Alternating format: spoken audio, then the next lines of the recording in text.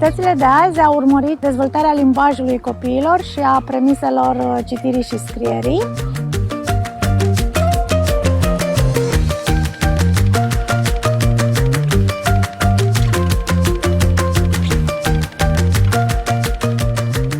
O zi dintr-un atelier de vară este structurată în 4 părți. În prima parte a dimineții, copiii au activități la alegere în care se conectează cu noi, cu profesorii, cu ceilalți copii.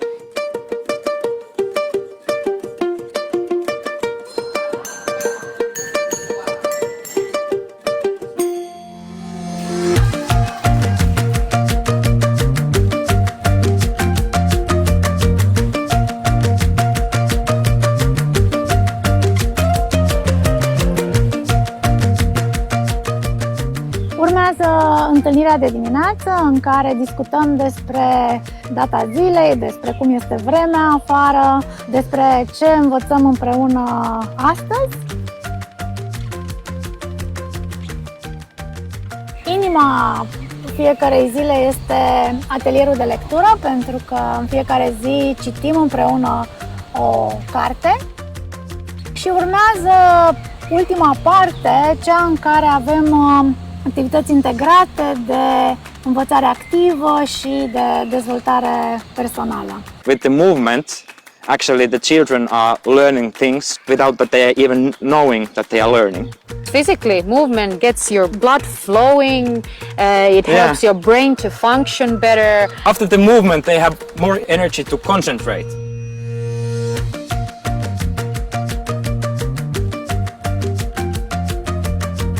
La finalul zilei ne reîntâlnim în zona cercului nostru de dimineață, astfel încât să discutăm ce am învățat fiecare dintre noi, ce ne-a plăcut și mai ales să ne facem planuri pentru următoarea zi. Aplauze!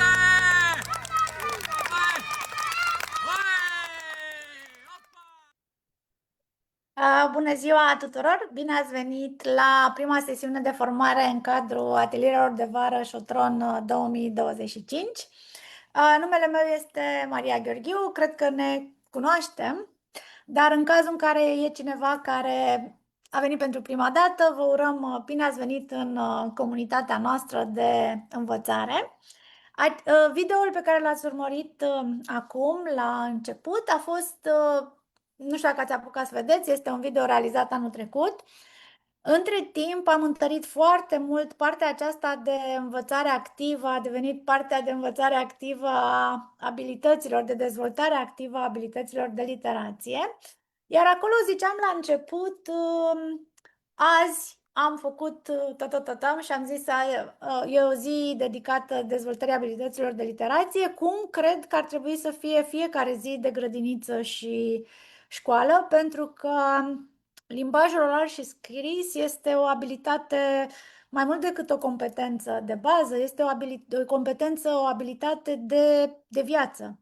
Noi întâlnim scris citit și în jurul nostru de când ne naștem și cu cât suntem mai bine pregătiți pentru a descifra, pentru a comunica, pentru a înțelege aceste mesaje orale și scrise în jurul nostru, cu atât putem să ne atingem mai bine potențialul. Deci, dacă ar fi să zic un cuvânt cheie pentru atelierele de vară Șotron 2025, acesta este un cuvânt din 2 cuvinte, literație timpurie, pentru că ne adresăm copiilor care urmează să înceapă școala. Mă bucur că sunteți atât de mulți. La atelierul de vară s-au înscris vreo 60 și ceva de echipe, dar sesiunea de azi este deschisă și este dedicată subiectului acesta a evaluării abilităților de literație. Și împreună cu Maria Covaci, pe care o salut și mă bucur că a acceptat invitația noastră la întâlnirea de azi. Bună, Maria, bine ai venit! Bună, Maria, mulțumesc că m-ai invitat, mă bucur să fiu aici. Pentru cei care nu cunoașteți pe Maria, aș zice că Maria este printre pionierii și cei mai pasionați oameni din țara noastră, pe care cel puțin eu îi cunosc în ceea ce privește literația, și este și creatoarea cursurilor Toți copiii citesc și premisele citirii și scrierii, pe care bănuiesc că mulți dintre voi le-ați făcut sau v-ați înscris să le faceți și sunteți în curs de absolvire a cursului online. Cum am structurat întâlnirea de astăzi? La început avem câteva minute dedicate prezentării atelierilor de vară Șotron, dar nu vom zăbovi mult timp pentru că știu că mulți ați venit pentru că sunteți interesați de partea aceasta de evaluare a literației. Apoi vom discuta inima atelierului de azi, este evaluarea abilităților de literație și cum integrăm, cum realizăm planurile individuale de învățare și avem și un fel de noutate, nu e chiar noutate, dar e pentru prima dată când prezentăm, adică din punct de vedere al specialiștilor nu e o noutate, nu e ceva ce s-a descoperit zilele trecute, lunile trecute, este o metodă care este de mult descoperită și aplicată, dar e prima dată când noi o promovăm și o integrăm într-un atelier de vară. E vorba de ceea ce se numește parc și crini, două modalități asemănătoare de implicare a părinților în ceea ce numim dialogic reading, citire dialogică. Cum putem învăța chiar și părinții care nu știu carte să interacționeze cu copii, să susțină învățarea propriilor copii. Deci sunt niște metode foarte simple, o să le învățați și voi și puteți alege oricare dintre ele, pe oricare dintre ele să le integrați în atelierele de vară, unde am introdus și o sesiune pentru părinți. Și evident, la final vom avea clarificări, dar dacă pe parcurs aveți vreo neclaritate legată de ce povestește Maria, în special de zona asta de literație, vă rog să scrieți în chat, pentru că scopul întâlnirii de astăzi este o întâlnire de specialitate, e o întâlnire în care vrem ca să adresăm întrebările, neclaritățile pe care le aveți cei care ați început să aplicați evaluările sau care poate mai aveți așa mici rețineri sau nu v-ați pornit încă să evaluați copiii. Și vom spune și care sunt pașii următori pentru cei care vor să organizeze atelierele de vară. Foarte pe scurt, ce facem împreună în atelierele de vară Șotron 2025? Facem ateliere de literație pentru copii care încep școala în septembrie 2025 și care nu au încă dezvoltate abilitățile minime de literație timpurie, care nu au încă, mai ușor spus, premisele citirii și scrierii. Aceste premise le permit copiilor să aibă un debut școlar bun. Ca formare, avem baza formării, sunt aceste două cursuri, cursul de asincron, premisele citirii și scrierii sau Toți copiii citesc, în special învățătorii care vreți să faceți ateliere de vară, știu că poate ați făcut deja Toți copiii citesc. Pentru cei din învățământul preșcolar, noi am promovat mai mult premisele citirii și scrierii. În cazul în care ați făcut Toți copiii citesc, rugămintea mea este să treceți măcar așa în diagonală, să vizitați, să explorați și cursul premisele citirii și scrierii, pentru că au fost adaptate conținuturile pentru a se adresa copiilor din acest grup țintă, care înseamnă copii de 6 ani care urmează să înceapă clasa pregătitoare.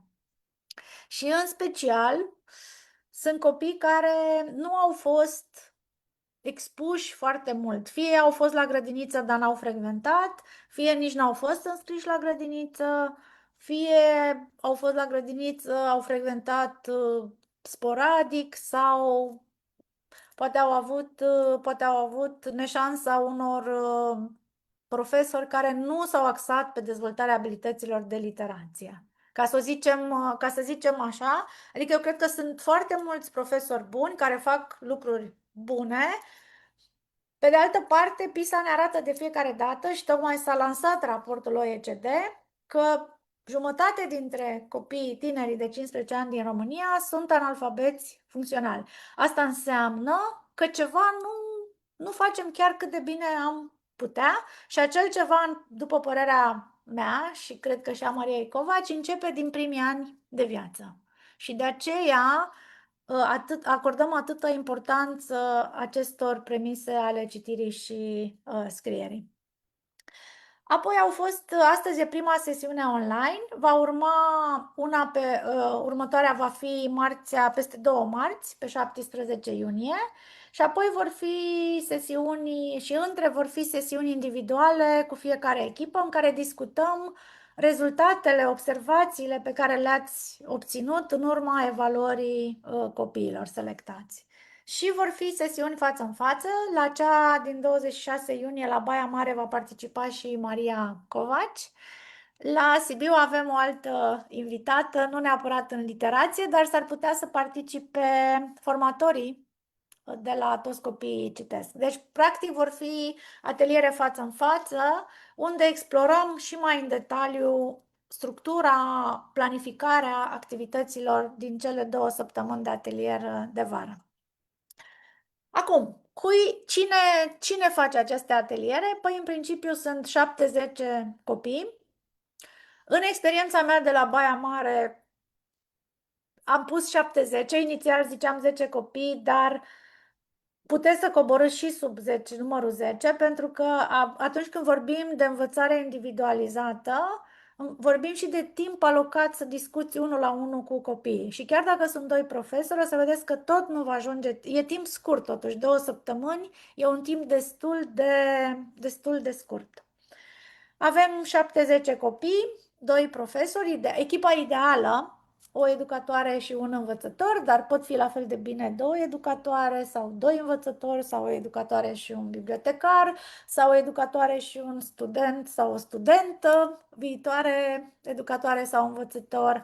Aici depinde foarte mult, dar recomand oricum lucrul în echipă pentru că ajută la atingerea acelui obiectiv de a personaliza intervențiile de învățare pentru fiecare copil. Ajută să fie doi adulți, preferabil 2 adulți specializați. Apoi avem un cal la mal, o omidă mâncăcioasă, un pinguin explorator. Avem toate aceste cărți frumoase din literatura pentru copii cu care vrem să învățăm, cu care ne aliem ca să învățăm pe copii să scrie și să citească. Acum, care sunt etapele? Prima și cea mai importantă în cazul în care n-ați început-o încă este această evaluare inițială a copiilor, despre care vom discuta în detaliu cu Maria imediat. Apoi urmează perioada de validare a fiecărui atelier. Ne vom întâlni online cu fiecare echipă care face un atelier de vară și vom discuta exact ce am spus, rezultatele și observațiile și planurile, cum gândiți să organizați atelierul de vară.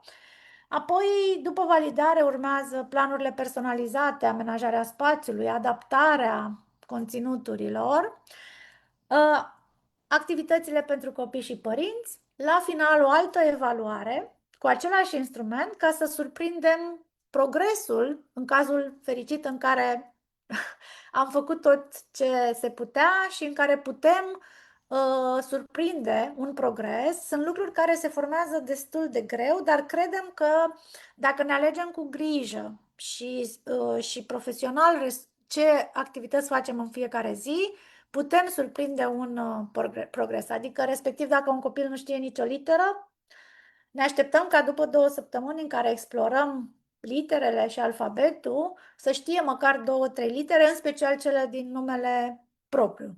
Dacă un copil nu aude sunetele, nu poate segmenta fonemic, nu aude sunetele dintr-un cuvânt simplu, precum suc, la începutul atelierului, ne așteptăm măcar să audă sunetul inițial până la finalul atelierului. Adică, sigur, instrumentul poate surprinde aceste mici progrese. Și partea, zic eu, cea mai interesantă va fi diseminarea rezultatelor. Vom lucra acolo împreună la prezentarea unui studiu de caz pe care îl alegeți fiecare dintre voi, adică documentați, chiar dacă lucrați cu fiecare copil, documentați lucrările, progresele, activitățile, în special cu un copil. O să vă arăt la final o schiță de posibil studiu de caz. Acum, ce vrem să facem cu această evaluare? Vrem un principiu pedagogic de bază pe care l-am învățat cu toții în formarea inițială și probabil și la celelalte cursuri de dezvoltare profesională, este ceea ce se numește zona proximei dezvoltări,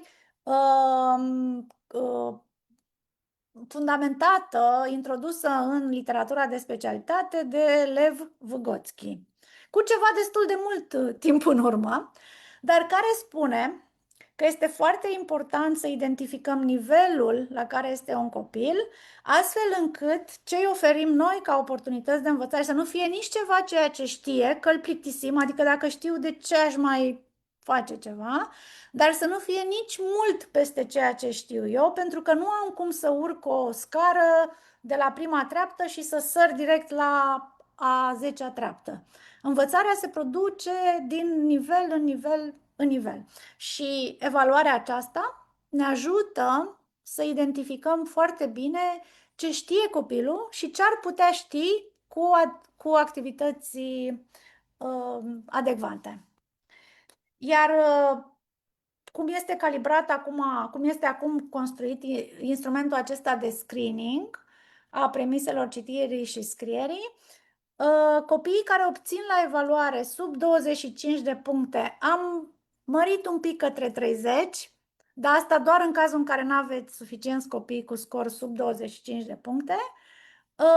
Pentru ei este acest atelier, pentru că sunt activități, o să vedeți, specializate și ce promovăm noi este lucru cu acești copii. Acum, cei cu care ne-am mai intersectat, cunoașteți probabil această harta literației.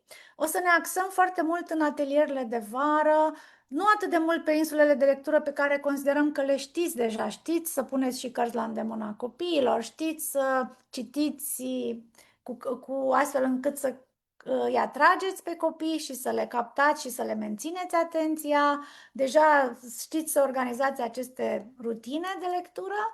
Mergem foarte mult în zona aceasta a ariilor de dezvoltare a literației, adică o să ne concentrăm pe conștientizare fonologică, pe vocabular și pe comprehensiune. Puțin probabil că o să ne intersectăm și cu celelalte, dar cele care sunt foarte importante și constituie baza premiselor citirii și scrierii la această vârstă sunt acestea trei. Acum, o să prezint imediat acest instrument de screening. Aș spune că instrumentul este o selecție, adică itemii pe care i-am introdus în instrumentul de screening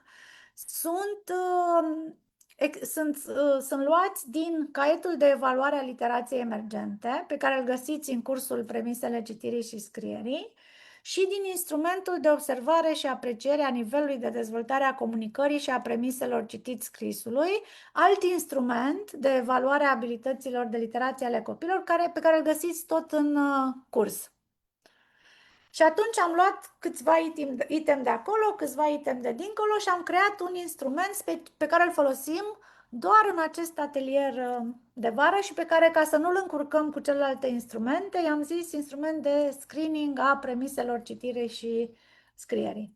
Iar ulterior, după ce aplicați instrumentul cu fiecare copil, veți trece în tabelul centralizator pe care o să vi-l trimitem. Acum, cred că mă opresc și o invit pe Maria.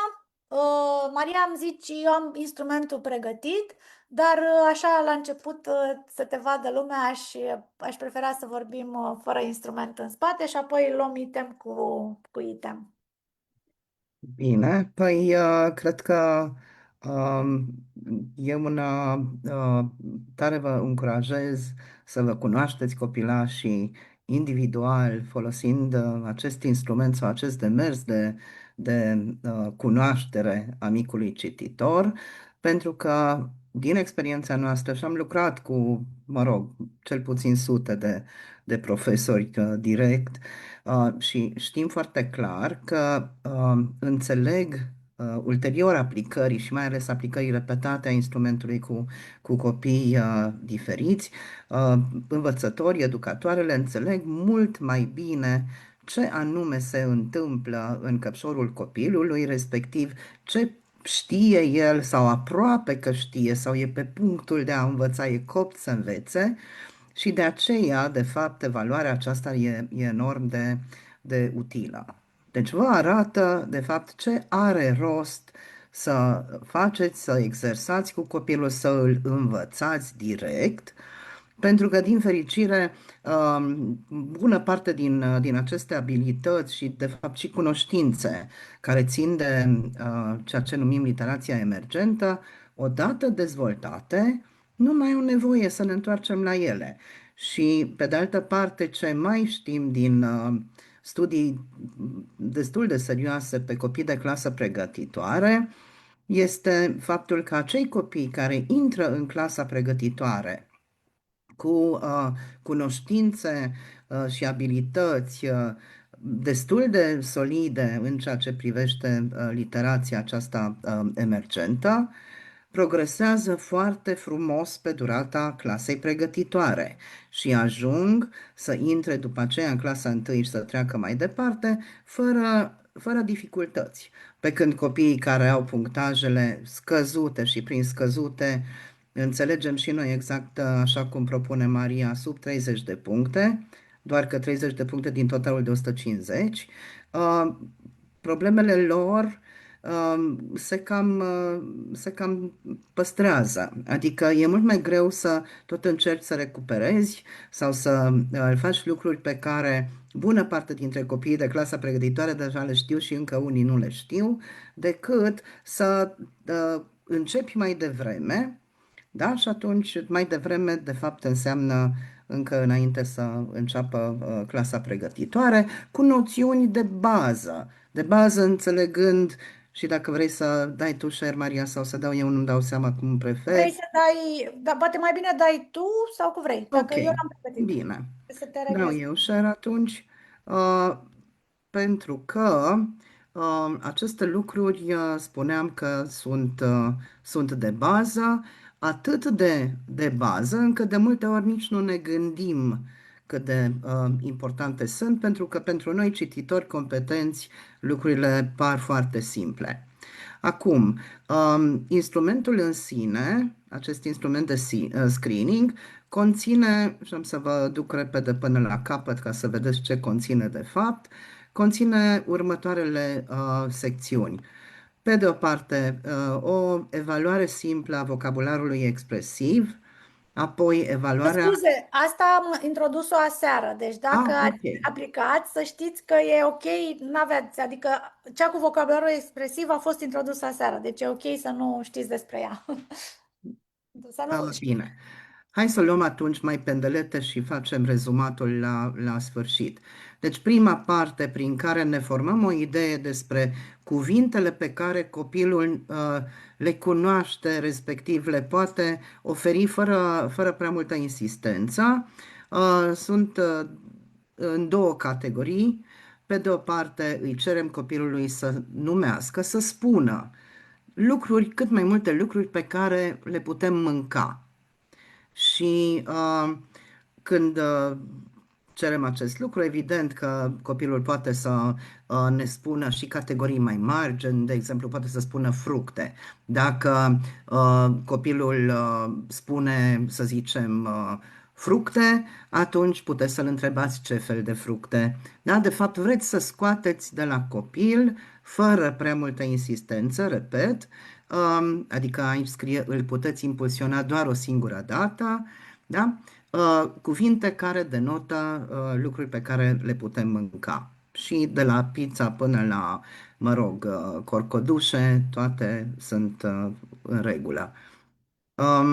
Apoi, în aceeași probă, cerem copilului să numească cât mai multe animale și nu contează de ce soi de animale sunt, dacă sunt, știu eu, marine sau sălbatice sau domestice sau ce or fi, atâta vreme cât sunt animale, ne bucurăm că ni le spune copilul și le notăm. Dacă cumva copilul trece deja de 10, îi mulțumim și îl oprim. Dar, din nou, aceeași instrucțiune, odată îl puteți impulsiona pe categorie vocabular, adică o dată legat de mâncare, o dată legat de animale și pentru fiecare item corect pe care îl spune îi acordăm câte o jumătate de punct, astfel că cele 10 cuvinte despre alimente vor totaliza 5 puncte, respectiv cele 10 despre animale vor totaliza alte 5 puncte. Dacă vă spune, știu eu, 3 lucruri care se pot mânca, îi dați 1,5 puncte.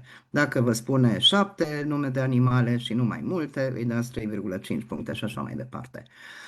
Bun. Întotdeauna secțiunea albastră e pentru că avem spațiu și pentru o reevaluare după încheierea atelierelor de vară. Deci, după categoria vocabular expresiv, urmează aceste cunoștințe, noțiuni despre textul tipărit. Aici aveți nevoie de o carte. Avem 2 recomandări de cărți aici, Hainele cele noi ale lui Pele, respectiv Fli-Fla-Flu. Înțeleg că,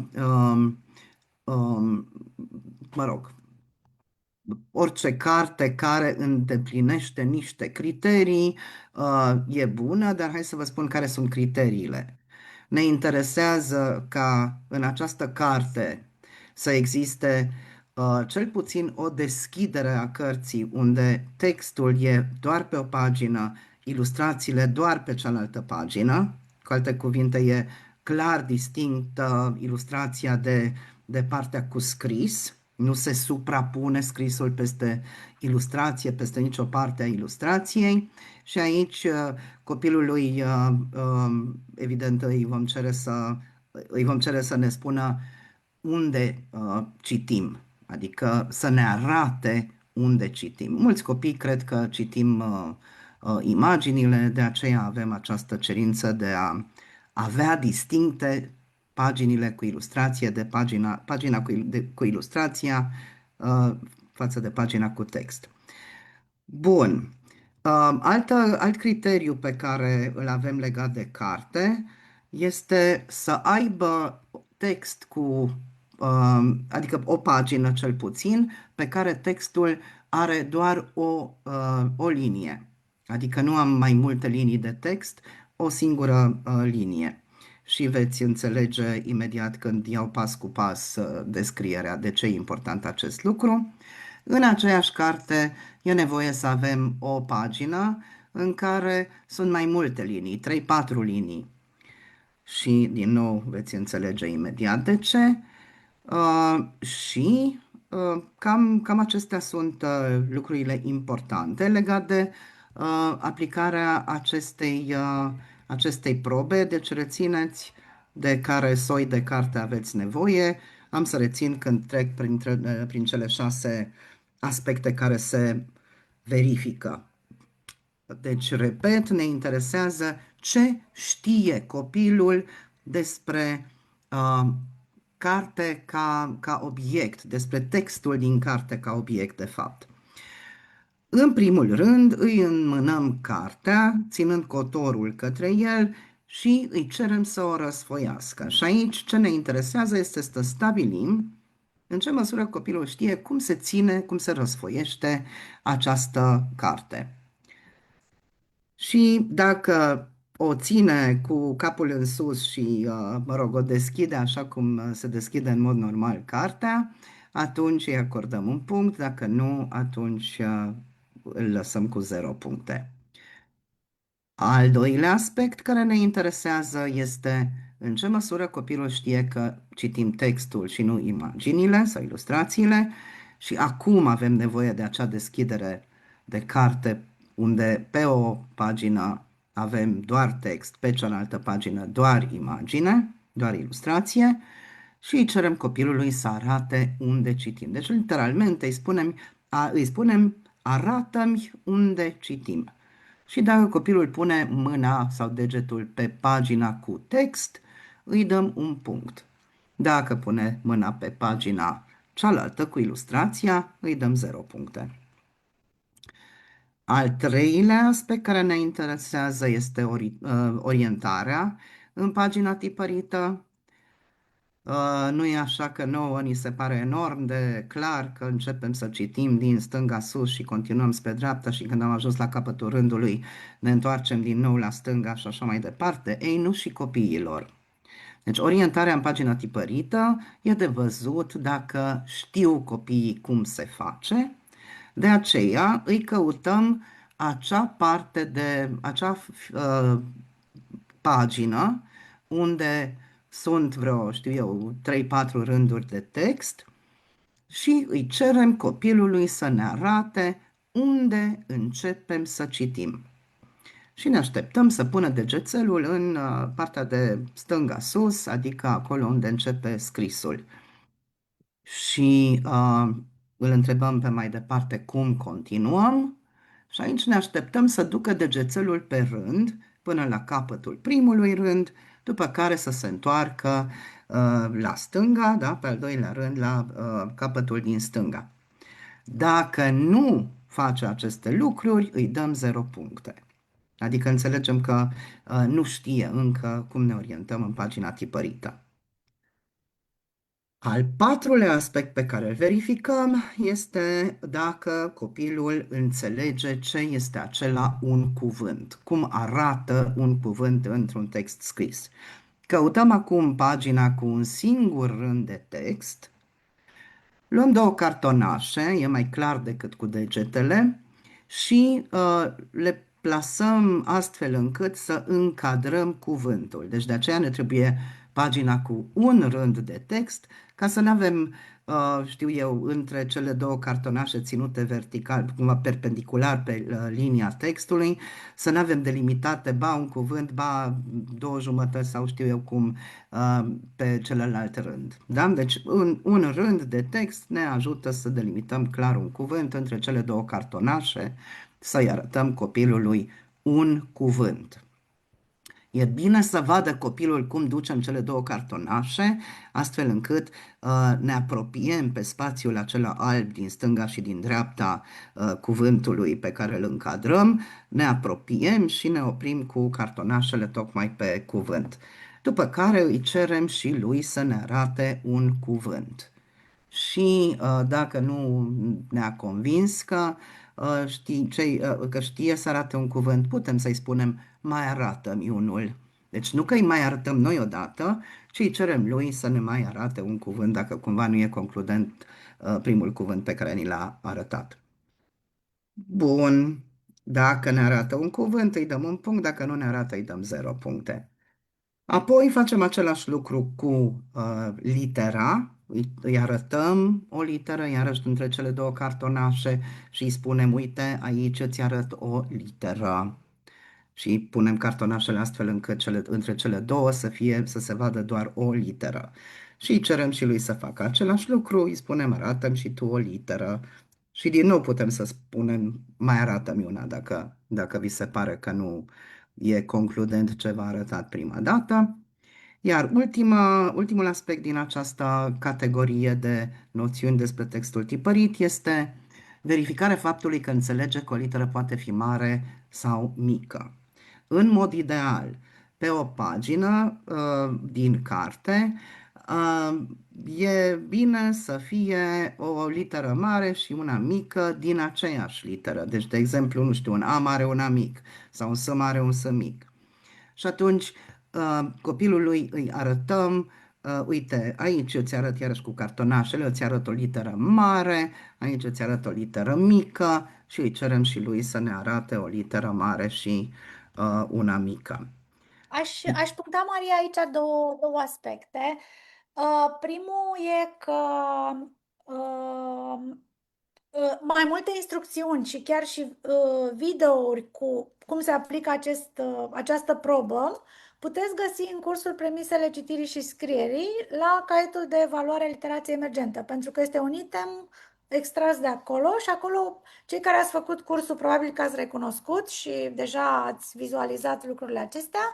Cei care n-ați terminat, n-ați făcut încă cursul, rugămintea e să urmăriți acolo pentru că și din proprie experiență vă spun și din lucru cu alți profesori, pare simplu, dar undeva nu e chiar atât de simplu de aplicat, adică nu e nici greu, dar ți ia un pic de exercițiu și de pregătire.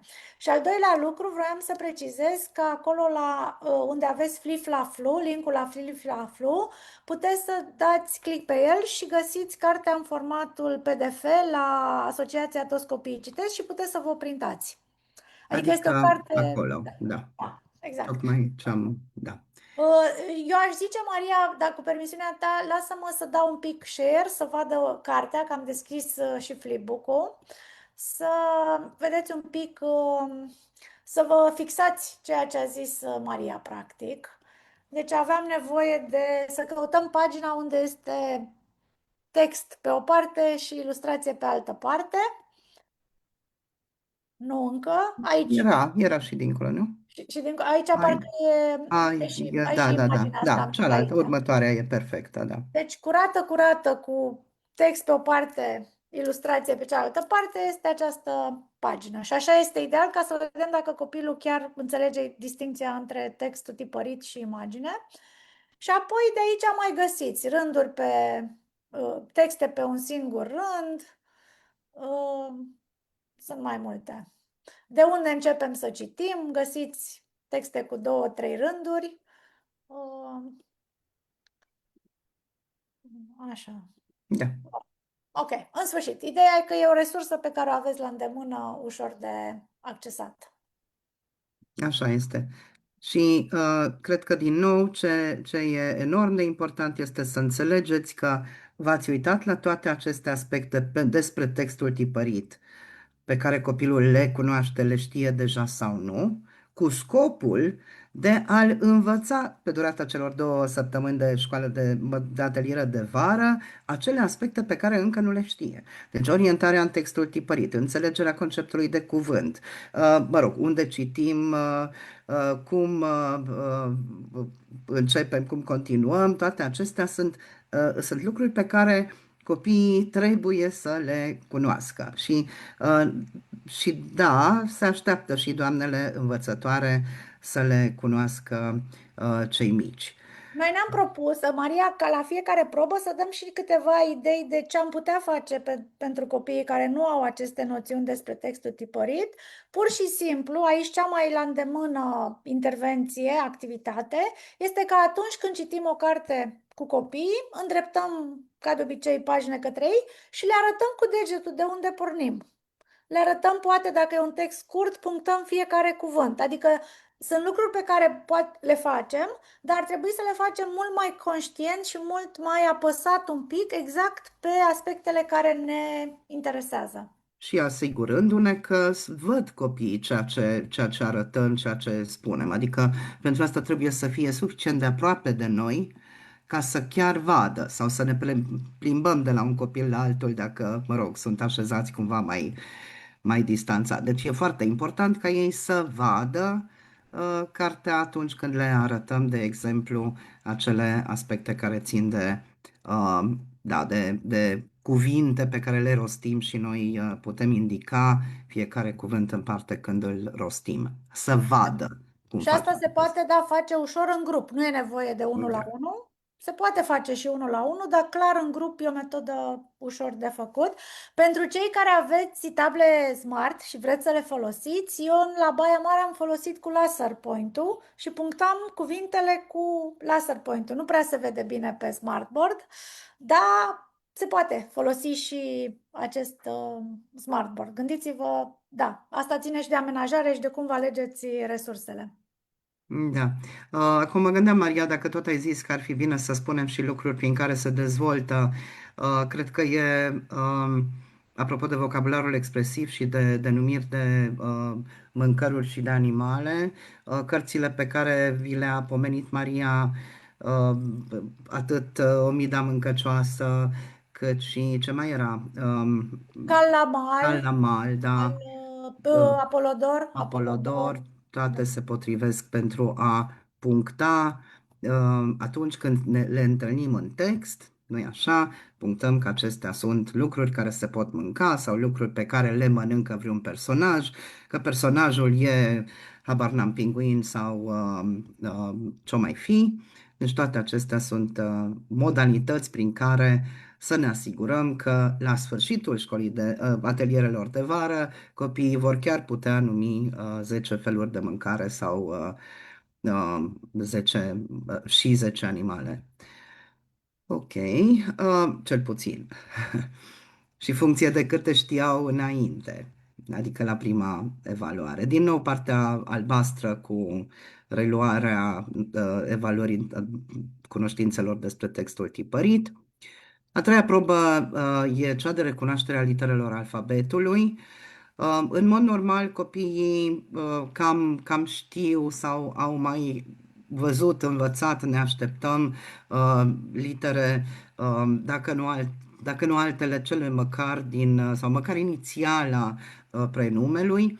Vrem să vedem în ce măsură pot numi literele acestea. Adică avem 14 litere simple, deci fără diacritice, litere mai frecvente în limba română, hai să zicem excepție X-ul, dar X-ul e un soi de limbaj universal. Și pur și simplu le punem fișa aceasta de la capăt în față și le cerem să spună ce literă e și să arate cu degetul pe măsură ce spune. Iar noi notăm în timp ce copiii ne spun literele. Dacă nu le știu, e în regulă, pur și simplu tragem o linie. Dacă însă ne spun altă literă, deci de exemplu arată M și spun, habar n-am, S, da? Atunci vom nota în căsuța de lângă M că ne-au spus S. Dacă arată S și ne-au spus orice altă literă decât S, vom marca. Nu contează dacă spun S sau S, e în regulă. Ar putea să spună la o adică și chiar și S. Dar important este că ne convinge că cunoaște litera respectivă. Așa, și bineînțeles că pe durata școlii de vară, atelierelor de vară, întâlnirea cu textul, scrierea prenumelor copiilor, această interacțiune cu literele, din nou, sperăm să crească numărul de litere pe care le recunosc. Indicarea unor cuvinte care încep cu anumite litere, inclusiv atunci când veți vedea un pic mai încolo, ne ocupăm de conștientizarea fonemelor. Deci toate acestea sunt ocazii în care să ne asigurăm că învață copiii litere în plus sau le recunosc și litere noi față de cele pe care le cunoșteau la începutul atelierelor. Cal la Mal, de exemplu, e o carte foarte bună pentru a exersa cuvinte care, mă rog, au al, cal, mal, val, toate acestea sunt prezente în carte și ca atare ele fac obiectul și segmentării fonemice, cum veți vedea mai încolo, și evident și al asocierii literelor, dacă doriți, acelor sunete. O probă foarte, foarte relevantă, foarte importantă, despre un aspect destul de puțin abordat în experiența noastră, mai ales în preșcolar, este această noțiune de cuvânt în text, care în esență presupune, din nou, învățarea conceptului de cuvânt, dar de data aceasta asocierea dintre cuvântul rostit și cuvântul scris. Nu vorbim despre citire. Vorbim despre învățarea pe de rost a unei poezioare, a câtorva versuri, în cazul acesta 2 versuri. În pădurea cu alune avea o casă 2 pitici. Atâta vreme cât copilul poate reține acest text pe de rost, noi ce îi cerem cu ajutorul fișei acesteia, după ce i-am demonstrat și după ce ne-am asigurat că știe textul pe de rost, îi cerem să arate și el fiecare cuvânt în parte pe măsură ce spune textul. Deci îi arătăm, după ce după ce știm că știe pe de rost, îi arătăm cum procedăm. În pădurea cu alune aveau casă 2 pitici și arătăm. Da? După care îi cerem și lui să facă la fel, adică să spună în pădurea cu alune aveau casă 2 pitici și în același timp să arate cuvintele. Nu e cel mai ușor lucru pentru copii, dar se învață. Și atunci cu exercițiu, adică efectiv exersat această indicare a cuvintelor pe măsură ce le rostim, se face cel mai bine cu texte scurte pe care copiii le rețin din cântecele, din, nu știu, zicători, deci tot soiul de texte de acestea pe care copiii deja le știu, mai ales cele pe care deja le știu sau pe care, din citirea repetată a unor cărți, le rețin și ca atare putem să le și arătăm textul și să rostim, respectiv rostind să și indicăm cuvintele pe care le văd, adică văd și textul în față. Maria? Aici aș vrea eu dacă mă lași să prezint un pic, pentru că eu am pierdut o oportunitate foarte ofertantă la Baia Mare, dar n-am fost suficient de pe fază, adică am valorificat-o foarte puțin. I-am învățat eu pe copii un cântecel, după care ei au vrut să mă învețe jocul ăsta de cuvinte. Au început ei așa spontan să zică ba din palme, clap, clap, clap, din picioare, trap, trap, tap. Au vrut să mă învețe și ei ceva pe mine. Și în fiecare zi spuneam și cântecelul de la mine și cântecelul de la ei. Adică, dar nu l-am valorificat, adică am apreciat că și ei știu și am învățat împreună. Dar nu l-am valorificat cât de bine se putea din perspectiva dezvoltării acestei noțiuni de cuvânt, pentru că puteam foarte ușor să scriu pe un flipchart textul acesta și de câte ori îl cântam împreună să indic cu degetul fiecare cuvânt. Pentru că era un text pe care ei deja îl știau, le plăcea și atunci puteam să duc la nivelul următor această oportunitate, practic. Dar nu am fost de suficient pe fază, de aceea ce o să vă rog și pe voi în atelierele de vară să vă gândiți la finalul zilei sau la finalul atelierului ce altceva aș fi putut face, pentru că este la fel de valoros pentru învățare și pentru următoarele oportunități. În mod cert și atunci când le prezentați copiilor cartea și le spuneți titlul cărții, puteți să arătați cuvintele pe rând, adică, de exemplu, nu știu, cal la mal sau omida mâncăcioasă. Deci, pur și simplu, și aceste mici lucruri de arătat în timp ce spun sunt utile. Ok, să continuăm că mai sunt destule. Așa, următoarea probă este cea de segmentare fonemică și aceasta merge în 2 pași. Odată, în primul rând, încercăm să vedem dacă copilul poate recunoaște sunetele din cuvânt, toate sunetele, și pentru asta îi cerem, după ce i-am demonstrat cum ne vom juca, îi cerem să ne jucăm cu niște cuvinte în felul următor. De exemplu, îi dăm cuvântul, îi spunem, uite, eu îți spun cuvântul pat și tu va trebui să spui P-A-T. Sau eu spun joc și tu va trebui să spui J-O-C. Și putem să-i mai dăm încă un exemplu, după care pornim la evaluarea propriu-zisă îi spunem copilului, deci nu avem cuvintele în fața lui, ci pur și simplu îi spunem la, adică, mă rog, ne așteptăm să spună L-A, ac, să spună ac, os, să spune osă și așa mai departe și cu sat, cal și suc. Dacă vedeți că nu merge această probă, adică copilul nu segmentează niciun cuvânt în corect, nu segmentează, deci nu spune fiecare sunet în ordinea corectă, atunci mergeți la proba următoare și încercați să vedeți dacă copilul măcar recunoaște sunetul inițial.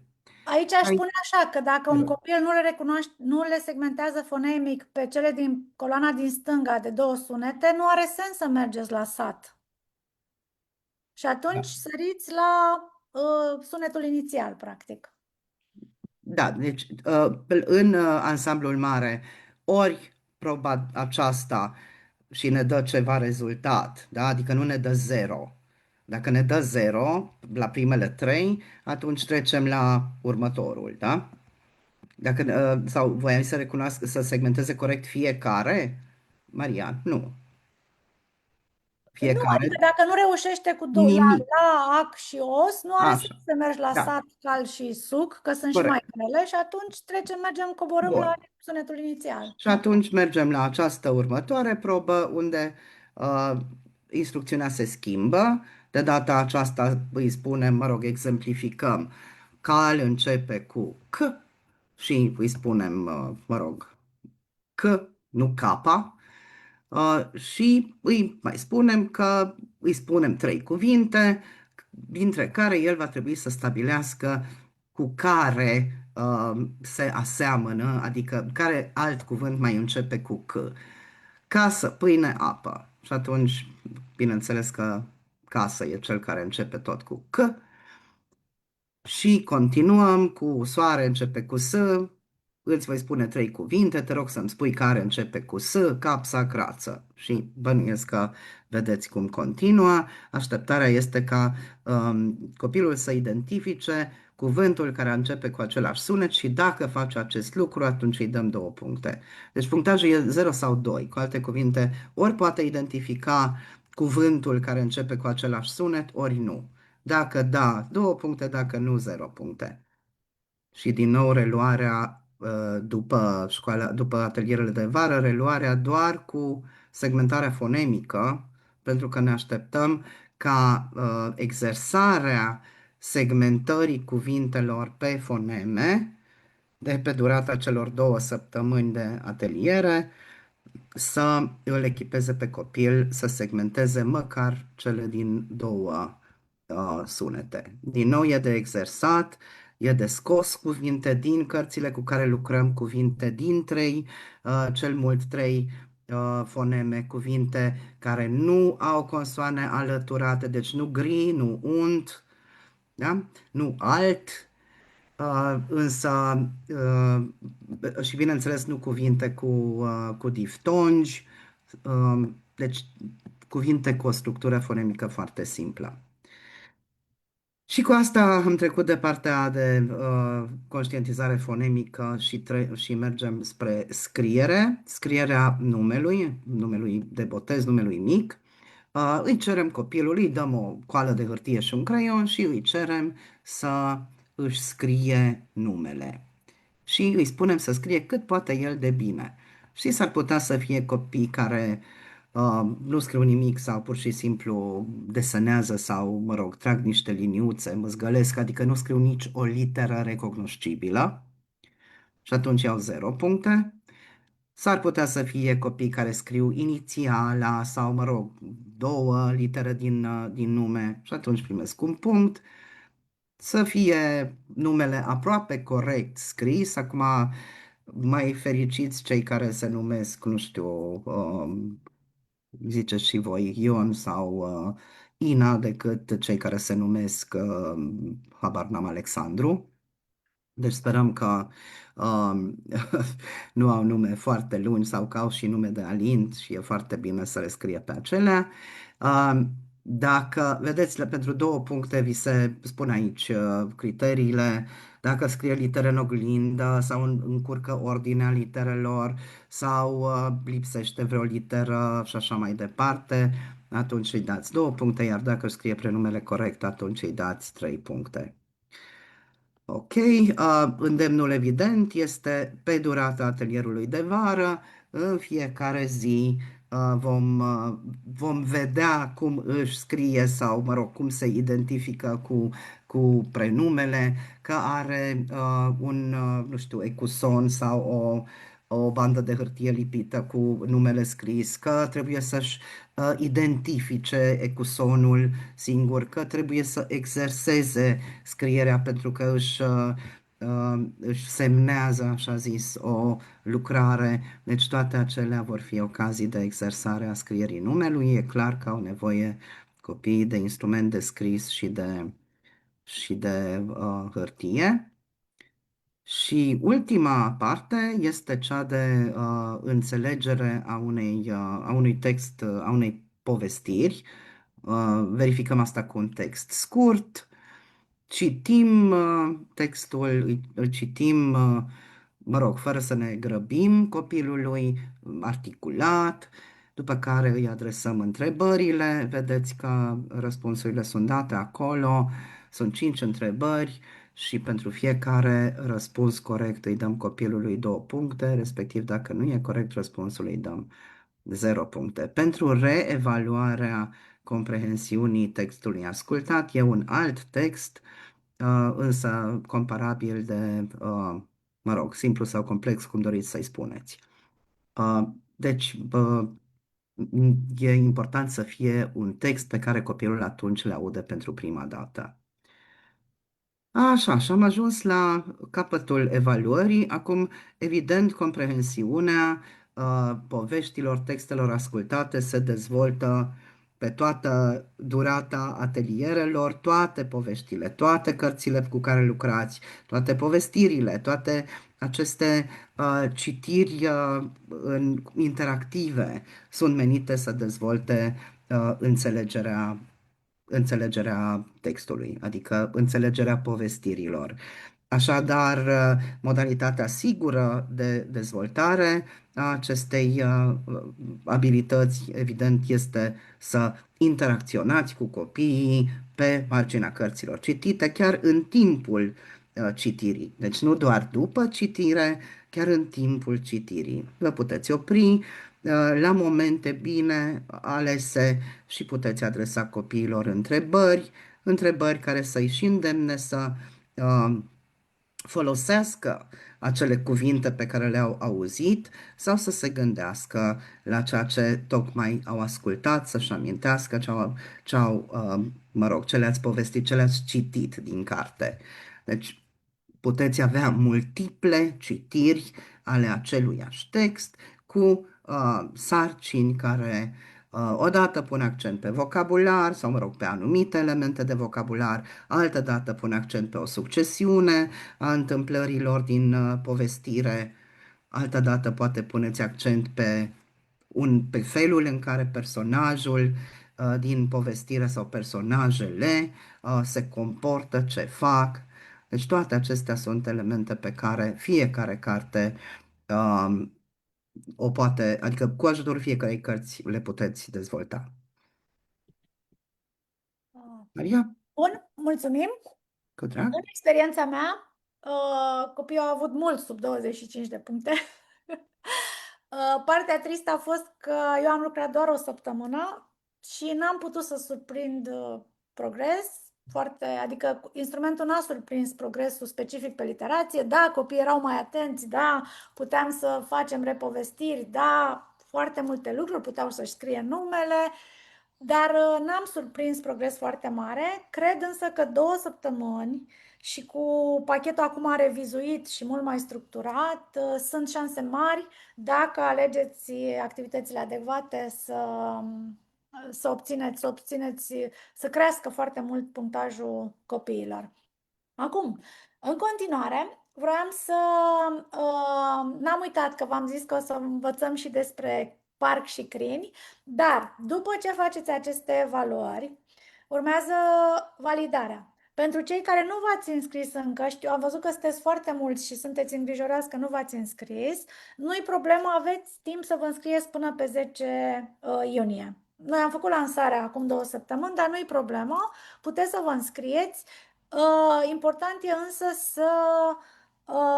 să vă alegeți ce tip de atelier vreți să faceți. Dacă vreți să faceți acesta de literație, care e foarte specific și noi validăm doar cele care respectă și grupul țintă, și etapele, și tot, sau puteți face alte tipuri de ateliere, de lectură, de literație, cu alți copii, adică sunt foarte multe lucruri care se pot face peste vara.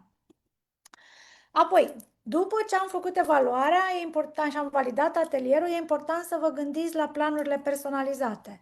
De exemplu, dacă un copil nu a segmentat fonemic acele cuvinte de 2-3 foneme, dar știe sunetul inițial, îmi propun să lucrez apoi pe sunetul final și dacă am timp să fac și pe sunetul de mijloc.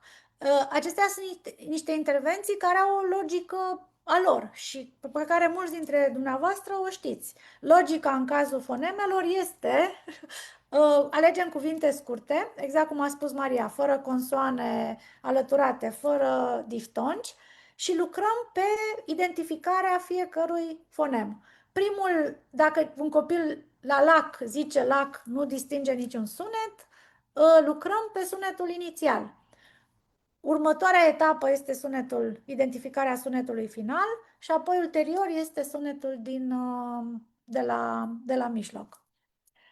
Și așa la fiecare probă. Nu știe diferența între imagine și text, păi arătăm la fiecare carte pe care o citim imaginea și textul și spunem, uite aici citim, unde arătăm și direcția de citire. Sunt lucruri care repetate în astea 10 zile și lucrate în grup mic și unul la unul, sigur copiii le vor învăța.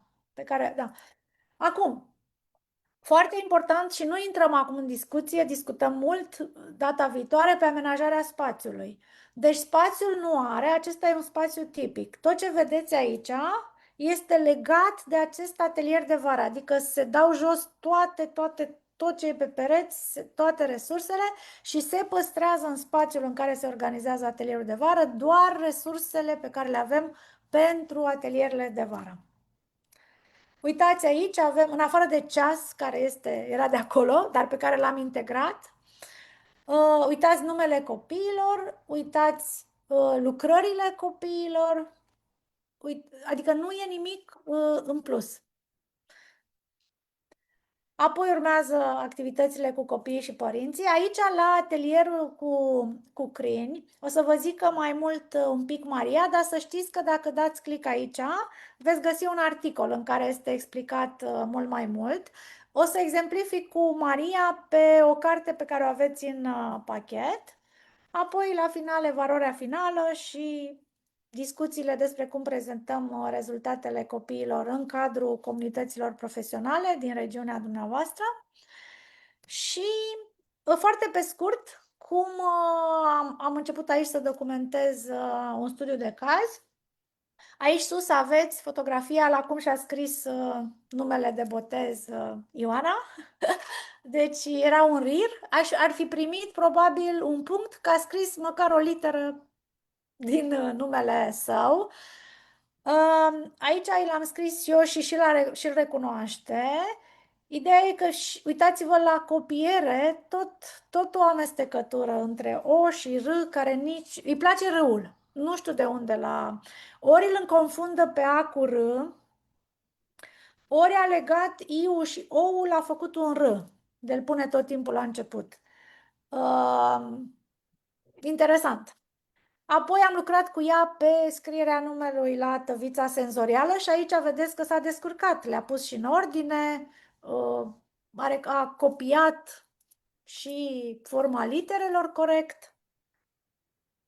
Aici repovestiri pe Omida Mâncăcioasă, apropo de comprehensiunea textului audiat. Exerciții grafice. Avem și Lego tot timpul e Lego, construcții, e nevoie și de activitățile acestea la alegere, în special în prima parte a a zilei sau în momentele de tranziție. Aici a fost interesant că ei a plăcut, apropo de cum valorificăm ce fac copiii, ei a plăcut să facă, în timp ce băieții construiau un mare palat, ei a plăcut să facă construcția aceasta foarte înaltă și am zis că și lui Brâncuș îi plăceau aceste coloane fără sfârșit și i-am arătat. Și apoi la un alt exercițiu, un băiețel a preluat ideea și a zis vreau și eu să fac o coloană cu alt material, cu totul alt context, dar mi s-a părut interesant că au reținut acest aspect. Și de asta ține de fiecare dintre noi să valorificăm în funcție de ce știm și noi, în funcție și de timpul pe care îl avem, să valorificăm lucrurile care se întâmplă în activitățile cu copiii. Aici, la elemente grafice, vedeți că se descurcă destul de bine. Numele și l-au recunoscut toți, chiar dacă nu știau să și-l scrie toți. Tot timpul a fost ușor să și-l recunoască. Prima dată a fost să și-l decoreze și ați văzut că avea o floricică, după care am scos toate acele elemente distinctive, pentru că nu mă interesa să-și recunoască floricica, mă interesa să-și recunoască numele, practic. Aici vedeți lucrările ei, chiar și când scria cu cartonașul de sprijin, vedeți că tot așa ieșea o amestecătură de O, de I, de A, de toate, dar rău e tot timpul acolo. Aici, în mod surprinzător, și l-a scris corect. Mai puțin nou, care are mai multe piciorușe.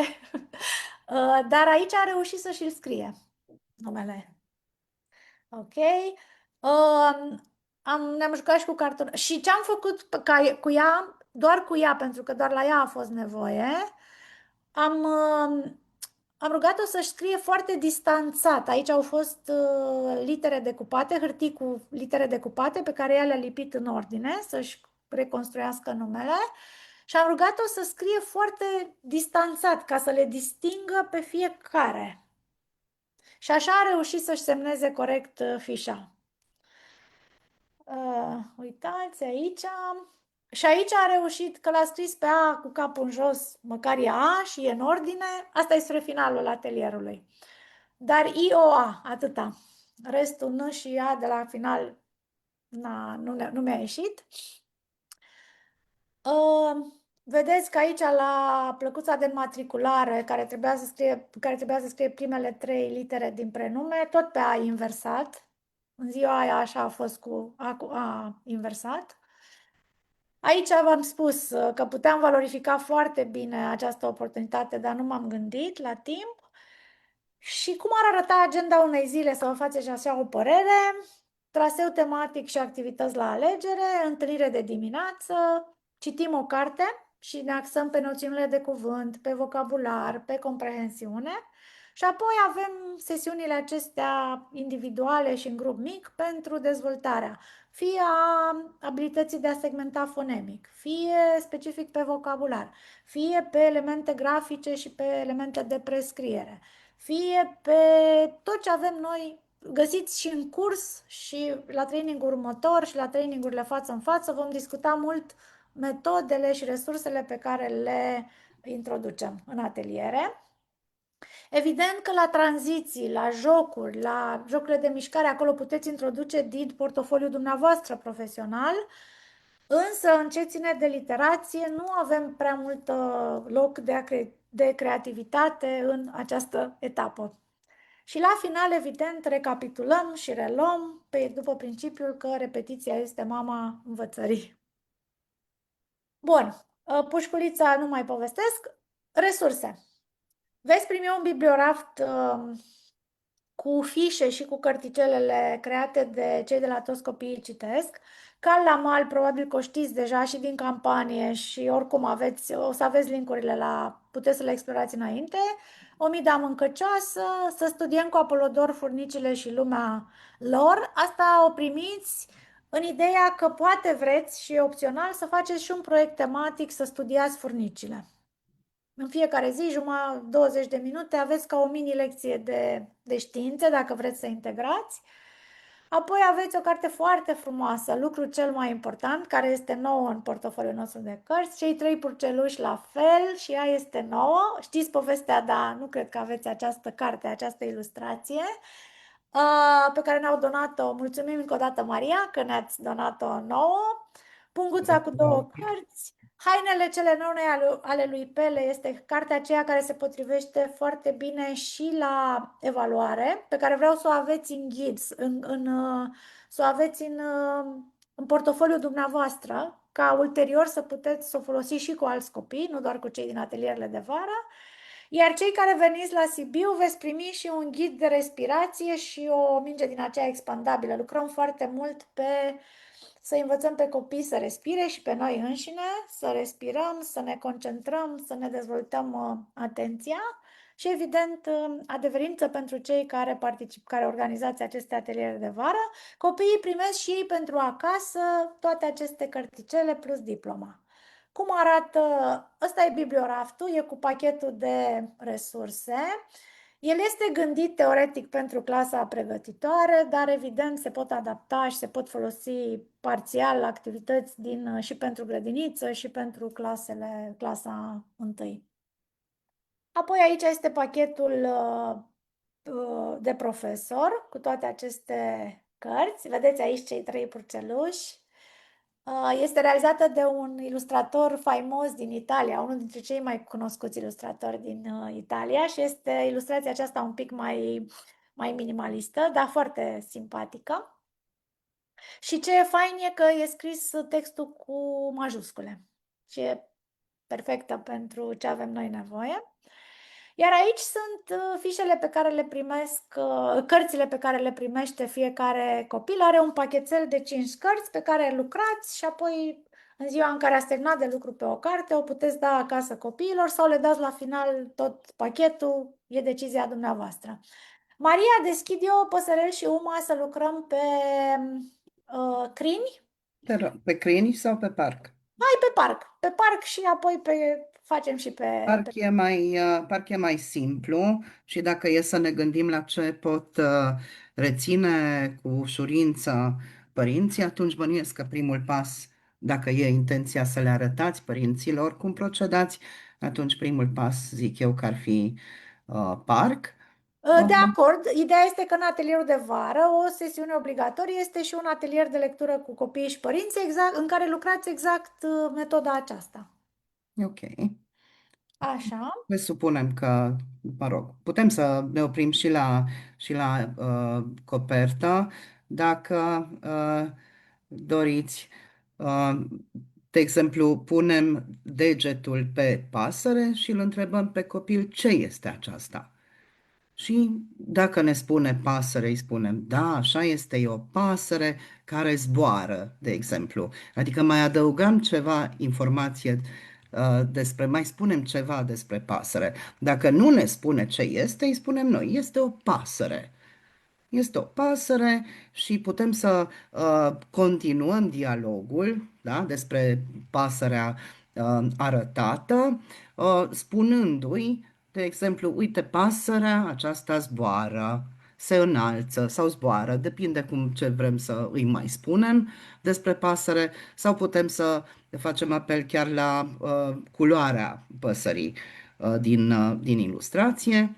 Și după aceea, după ce am avut acest mic dialog, putem să îi mai adresăm o întrebare, să întrebăm, de exemplu, uh, nu știu, noi când am văzut pasăre sau unde am văzut pasăre sau cum face pasărea când zboară. Deci și ne așteptăm să mimeze copilul. E foarte mult și funcție de vârsta copilului. Dar în esență ce dorim să facem este să interacționăm cu ajutorul, prin mijlocirea cărții, cu copilul dialogând. Noi întrebându-l, copilul răspunzând, noi confirmându-i răspunsul sau, mă rog, dacă e cazul, corectându-l, dar nu cu nu e, nu știu, nu e un avion, e o pasăre, ci spunem, pur și simplu ce este. Da? Deci spunem, e o pasăre care se înalță, sau o pasăre care zboară, sau o pasăre verde. Și după aceea, repet, îi mai adresăm o întrebare ca să înțelegem dacă a înțeles, dacă acum știe că aceea este o pasăre. Putem să facem asta când am mers mai încolo, am ajuns din nou la imaginea păsării, de exemplu chiar aici, cum îi spunem, da? Îi spunem pasăre. Am terminat. Și unde e acum pasărea? Și ne așteptăm să o arate. Și din nou, dacă vrem să mai discutăm aici pe marginea acestei imagini, acum nu ne vom opri tot timpul și asta trebuie să înțelegeți că nu fiecare pagină e o ocazie de dialog, pentru că așa ar deveni poate prea obositor. Dar găsim lucrurile, deci, de exemplu, dacă ne-am fixat pe pasăre, dacă te duci, Maria, mai încolo un pic, să vedem acum, din nou, unde e pasărea, ce face, uh, cum arată, da, cum arată, dacă e tristă, oare e tristă pasărea sau se bucură? Da? Și atunci vedem că, mă rog, îi citește și expresia feței și tot așa. Deci asta e, parc e cel mai simplu pentru că, practic, punem o întrebare, așa cum spune acronimul, da? Punem o întrebare despre ceva din carte, de regulă legat de o ilustrație, apoi ascultăm ce ne spune copilul și fie îi confirmăm, da, așa este, sau îi dăm noi răspunsul corect la întrebarea pe care am formulat-o, după care mai adăugăm ceva, adică dezvoltăm ideea, cum vă spuneam, da, e o pasăre care zboară sau pasăre care se înalță sau e o pasăre verde, da? Și după aceea, după o vreme, nu obligatoriu pe aceeași pagină, mai revenim la această întrebare, ce este aceasta, da, sau unde e pasărea, ce face pasărea, ca să ne asigurăm că reține, de exemplu, termenul de pasăre sau pasăre zboară. Da, cam asta e parc. Trebuie să vină natural și important este să înțeleagă părinții că întrebându-i pe copii, ei le stârnesc deja gândirea și că atunci când copilul dă un răspuns, acel răspuns cere fie o confirmare, da, așa este, e pasăre, sau o corectare, dar corectare care să nu fie cu o, nu e, ce prostii vorbești, da? Ci pur și simplu spunând, e o pasăre, uite pasărea, uite cum zboară, uite cum se înalță. Acum unde e pasărea? Ce face pasărea? Da? Deci cam acest stil de conversație pe marginea unei cărți. Da, mai poți să întreb, de exemplu, și aici la pagina aceasta ai putea fi ce înseamnă imensă sau ce sunt nestematele. Ideea e să nu, la o carte de lungimea asta, cred că una, două aspecte Da, maxim. da.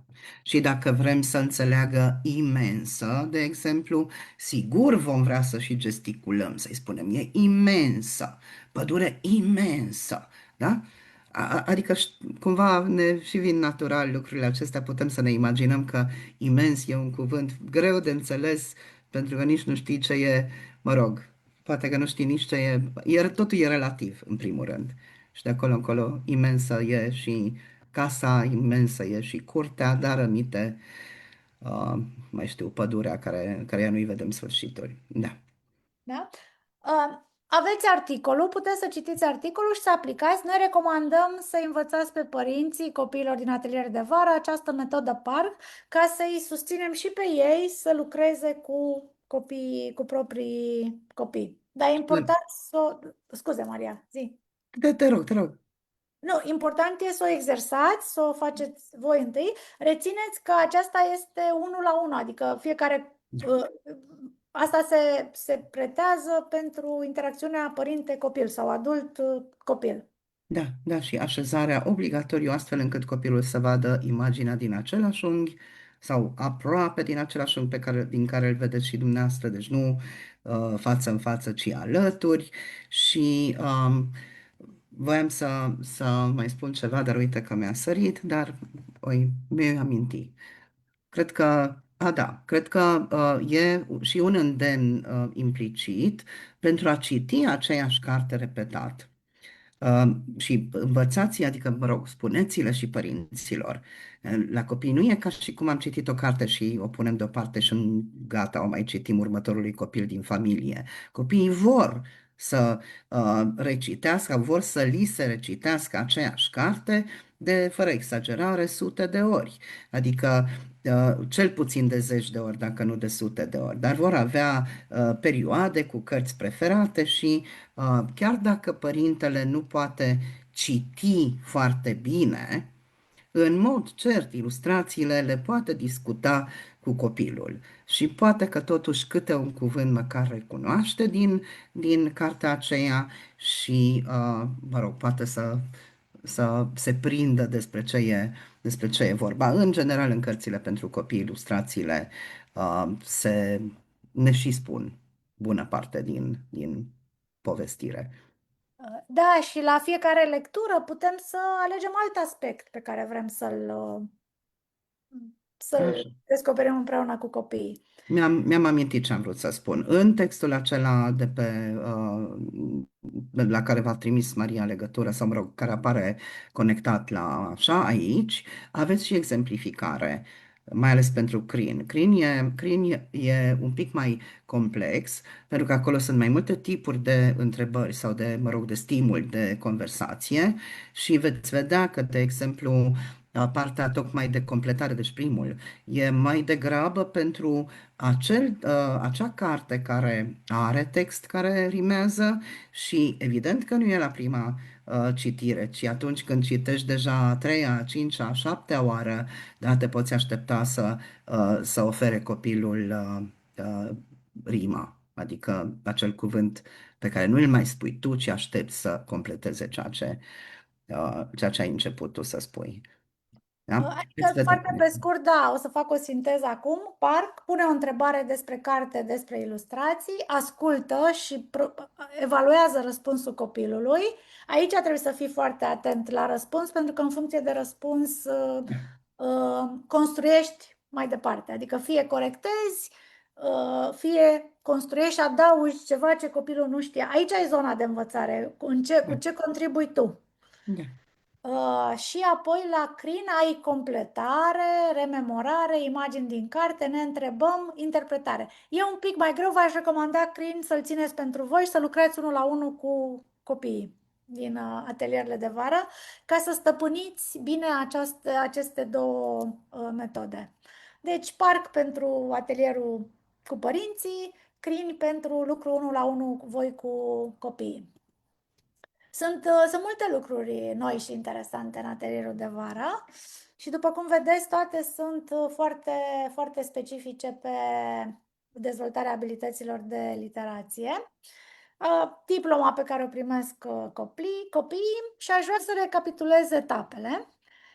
Pentru cei care vreți să faceți acest tip de atelier de literație, etapele sunt acestea. Vă încurajăm pe cei care nu vreți să faceți acest tip, să faceți orice activitate cu copiii, de lectură, de literație, o zi, 3 zile.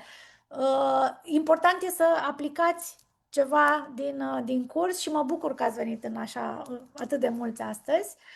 Evaluarea inițială a copiilor, validăm atelierele care îndeplinesc toate condițiile, apoi lucrăm împreună la planurile personalizate, la recomandări de amenajare a spațiului, la adaptarea planificării. Va fi o planificare standard, dar pe care clar trebuie să o adaptați pentru nevoile de învățare ale copiilor cu care lucrați.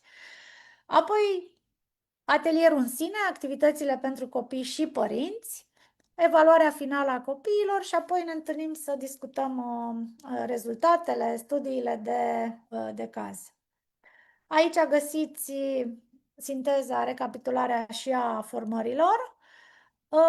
Dacă aveți întrebări, vă rugăm să luați legătura în funcție de județul în care sunteți cu colega mea Simona Bobea și Elena Mocăniță.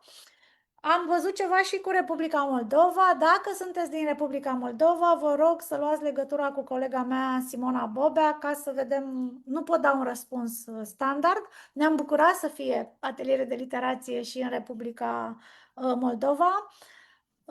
Dar haideți să vedem dacă soluția aceasta pe care o propunem noi se potrivește cu dorința dumneavoastră de dezvoltare profesională, cu nevoile copiilor cu care lucrați. Am să opresc aici prezentarea pe care o primiți, tocmai ca să mergem în etapa următoare, cu cei care vreți să mergeți și cu cei care vreți doar să o aveți ca sursă de inspirație, idei de explorat, de lucrat peste vară. Mă mai uit un pic la întrebări. Elena, Simona, o să vă rog dacă mai sunt întrebări pe acolo prin chat. Maria, te mai uiți și tu, da? Da, și eu mă uitam la întrebări. Acum, una mi-a atras atenția în mod special dacă, mă rog, cea cu alte categorii de vârstă decât copiii care intră la grădiniță. Deci dacă e grupa mică sau dacă e clasa a doua, mă rog, întrebarea în sine este, atelierul e exclusiv pentru clasă pregătitoare sau pentru copii care intră în clasă pregătitoare? Grupul nostru specific e pentru copii care intră în clasă pregătitoare, dar putem face excepții pentru copiii care sunt la final de clasă pregătitoare și au scorurile tot așa, probabil că spre 30 sperăm, nu chiar 10. Pentru că totuși au fost un an la clasa pregătitoare. Din păcate știm că e foarte posibil să fie și copii la clasa a doua care să aibă, Da, nu și știe sunt nicio și copii, literă. din păcate, și între a treia și a Da. patra mai sunt copii, da. Da. Dar grupul țintă clar, evident, dacă sunt lucruri argumentate și prezentate cu sens, putem face excepții. Da.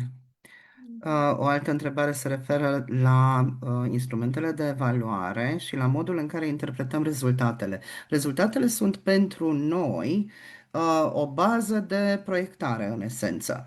Adică dacă știm că un copil nu se poate orienta în carte, nu știe unde citim, de unde începem, cum continuăm și așa mai departe, atunci acestea sunt lucruri prin care ne transmite am nevoie să le învăț.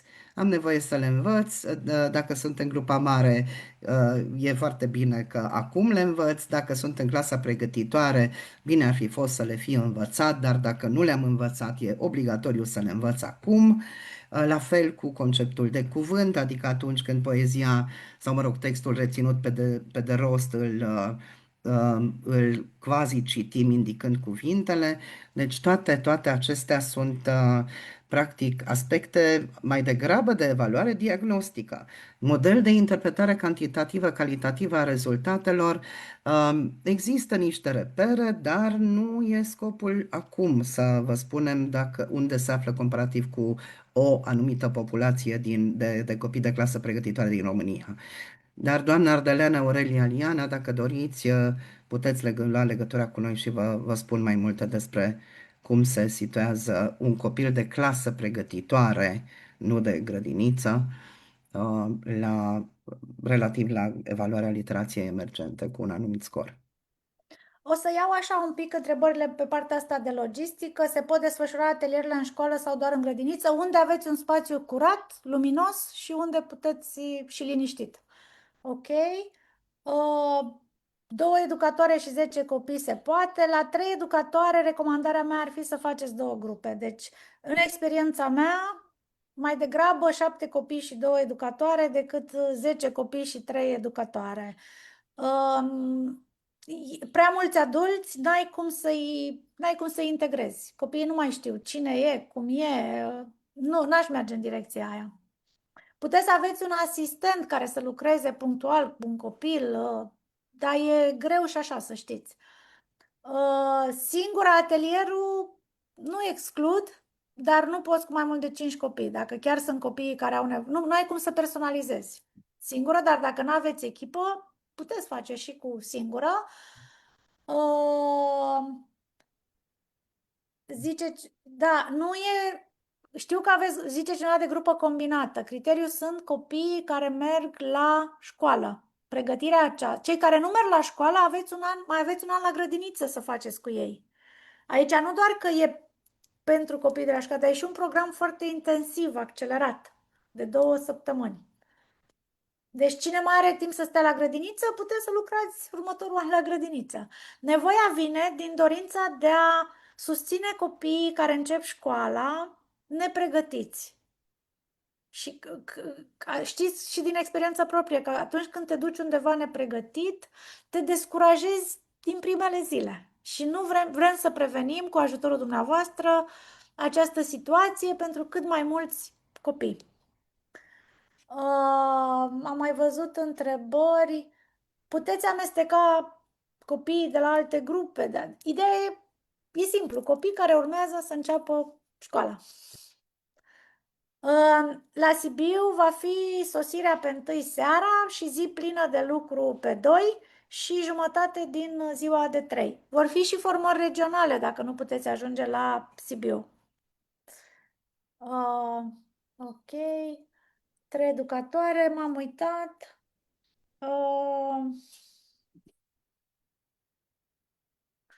Rugămintea mea este așa, să vă gândiți bine dacă vreți să faceți acest atelier conform acestor reglementări și dacă aveți întrebări și dacă aveți niște modificări, dar argumentate, puteți, vă rog, să luați legătura cu colegele mele, Elena și Simona, și încercăm să fim și noi flexibili, fără a pierde din vedere misiunea și scopul țintă.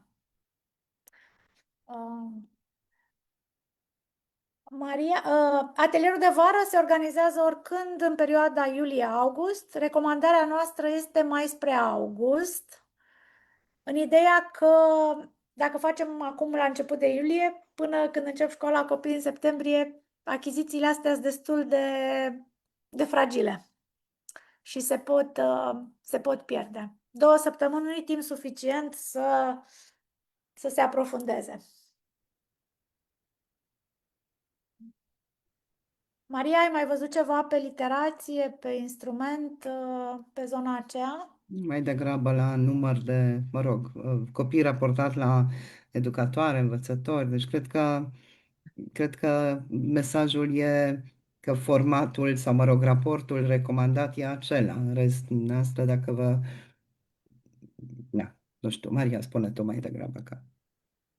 Noi v-am dat reperele, dumneavoastră organizați-vă și dacă nu îndepliniți șablonul acesta și aveți argumente pentru modificări, luați legătura cu colegele mele, Elena și Simona, primiți pe e-mail toți care ați participat azi, mâine, un mail de follow-up cu linkuri la formularul de înscriere, cu linkul la prezentare, cu datele de contact ale colegelor mele cu care puteți discuta cum adaptați acest proiect la contextul în care lucrați.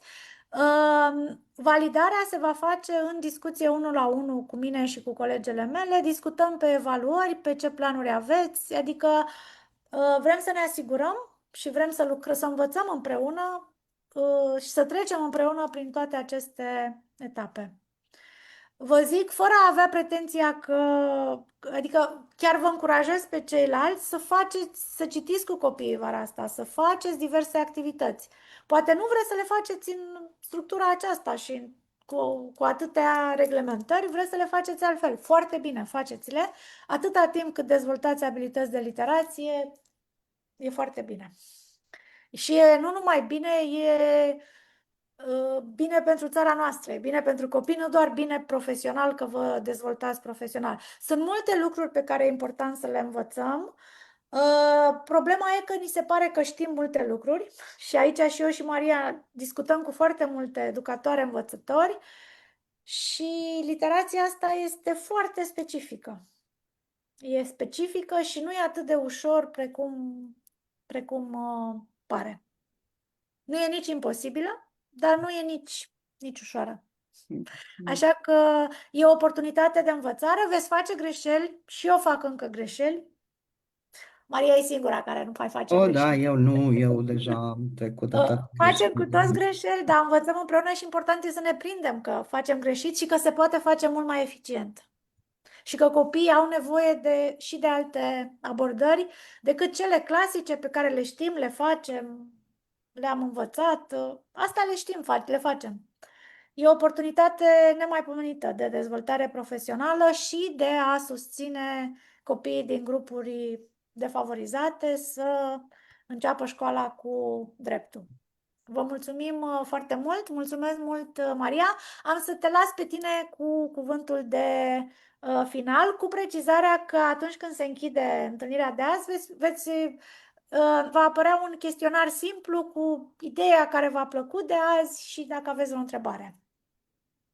Așa, gândul meu de final e împrumutat, de fapt, adică dacă tot mi-ai spus să spun gând final, cred că avem o meserie nobilă și e enorm de împlinitor să vezi cum copiii învață să citească. Și, mă rog, cel la care m-am gândit spune nimic nu e mai nobil pe lumea aceasta decât să înveți copiii să citească și să scrie. Așa că vă doresc mult succes! Mulțumim mult, Maria, vă mulțumim fiecăruia și fiecăreia pentru participarea de azi și vă urăm spor la învățare. La revedere!